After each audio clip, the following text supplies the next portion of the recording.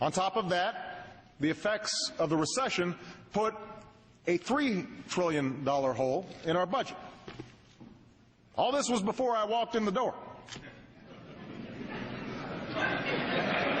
Now,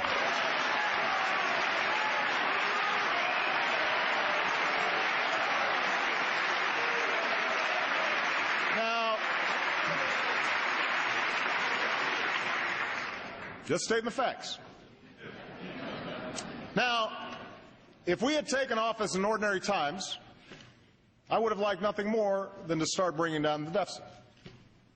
But we took office amid a crisis. And our efforts to prevent a second depression have added another $1 trillion to our national debt. That, too, is a fact. I'm absolutely convinced that was the right thing to do. But families across the country are tightening their belts and making tough decisions.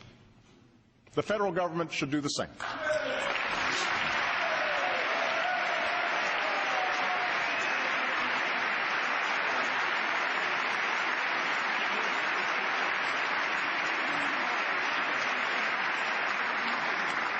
So tonight, I'm proposing specific steps to pay for the $1 trillion that it took to rescue the economy last year. Starting in 2011, we are prepared to freeze government spending for 3 years. Spending related to our national security, Medicare, Medicaid, and Social Security will not be affected. But all other discretionary government programs will. Like any cash-strapped family, we will work within a budget to invest in what we need and sacrifice what we don't. And if I have to enforce this discipline by veto, I will.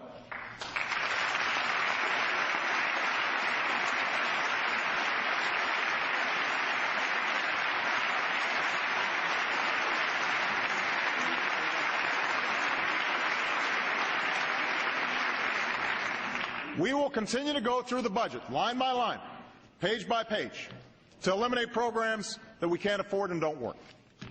We've already identified $20 billion in savings for next year. To help working families, we'll extend our middle-class tax cuts.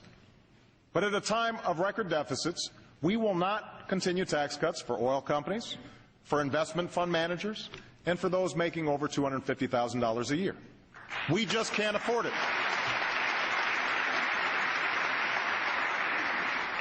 Now, even after paying for what we spent on my watch, we'll still face the massive deficit we had when I took office. More importantly, the cost of Medicare, Medicaid, and Social Security will continue to skyrocket. That's why I've called for a bipartisan fiscal commission, modeled on a proposal by Republican Judd Gregg and Democrat Ken Conrad. This can't be one of those Washington gimmicks that lets us pretend we solve a problem. The Commission will have to provide a specific set of solutions by a certain deadline. Yesterday, the Senate blocked a bill that would have created this commission. So I'll issue an executive order that will allow us to go forward, because I refuse to pass this problem on to another generation of Americans.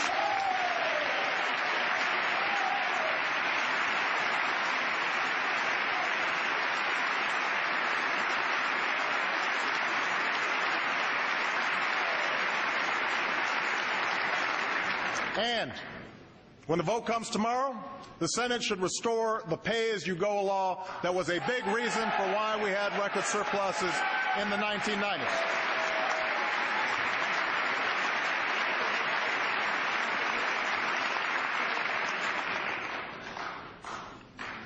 Now, I know that some in my own party will argue that we can't address the deficit or freeze government spending when so many are still hurting. And I agree, which is why this freeze won't take effect until next year, when the economy is stronger. That's how budgeting works.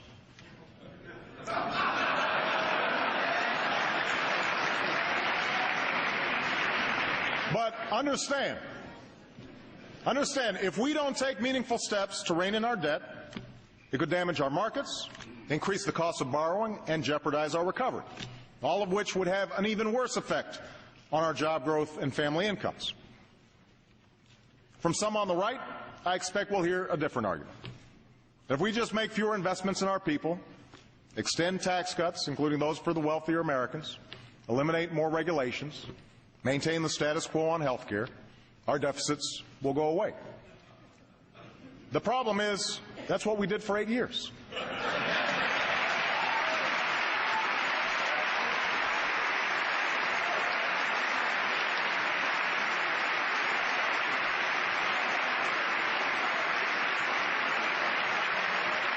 That's what helped us into this crisis. It's what helped lead to these deficits. We can't do it again. Rather than fight the same tired battles that have dominated Washington for decades, it's time to try something new. Let's invest in our people without leaving them a mountain of debt. Let's meet our responsibility to the citizens who sent us here. Let's try common sense. A novel concept. Now, to do that, we have to recognize that we face more than a deficit of dollars right now. We face a deficit of trust. Deep and corrosive doubts about how Washington works that have been growing for years. To close that credibility gap, we have to take action on both ends of Pennsylvania Avenue. To end the outsized influence of lobbyists. To do our work openly. To give our people the government they deserve.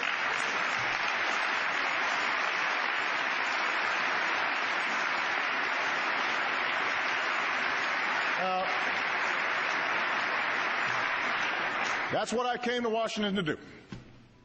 That's why, for the first time in history, my administration posts on our White House visitors online. That's why we've excluded lobbyists from policy-making jobs or seats on federal boards and commissions. But we can't stop there. It's time to require lobbyists to disclose each contact they make on behalf of a client with my administration or with Congress. It's time to put strict limits on the contributions that lobbyists give to candidates for federal office. With all due deference to separation of powers, last week the Supreme Court reversed a century of law that I believe will open the floodgates for special interests, including foreign corporations, to spend without limit in our elections.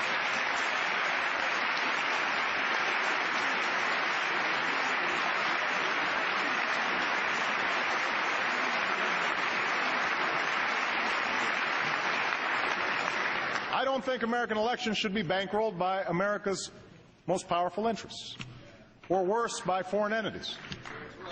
They should be decided by the American people.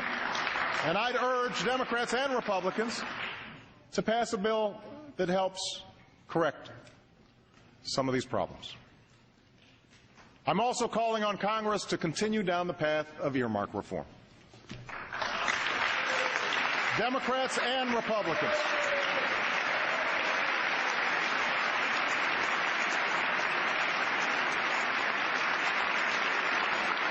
Democrats and Republicans, look, you've trimmed some of this spending. You've embraced some meaningful change. But restoring the public trust demands more. For example, some members of Congress post some earmark requests online. Tonight, I'm calling on Congress to publish all earmark requests on a single website before there's a vote, so that the American people can see how their money is being spent.